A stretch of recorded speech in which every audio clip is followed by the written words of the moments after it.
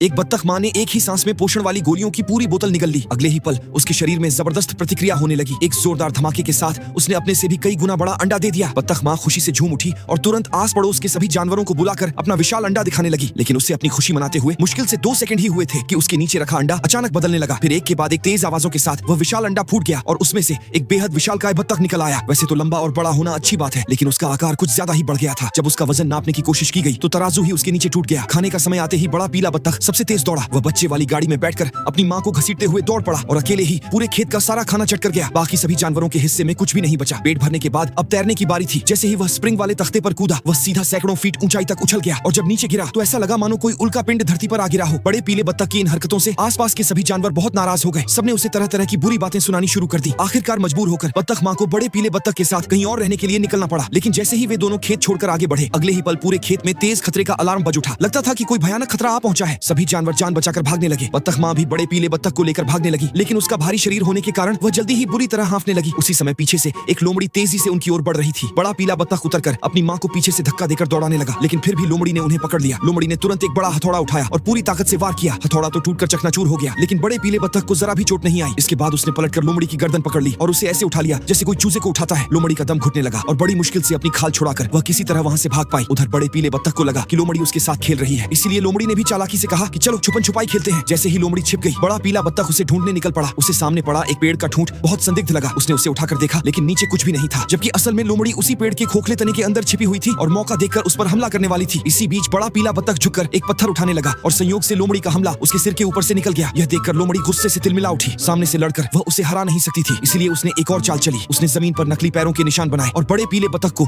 एक लकड़ी के तख्ते तक ले आई। जैसे ही उसने रस्सी खींची, बड़ा पीला बत्तख ऊंचाई से सीधे नीचे गिर पड़ा। नीचे लोमड़ी पहले से ही उबलते तेल की एक बड़ी कड़ाही तैयार करके बैठी थी।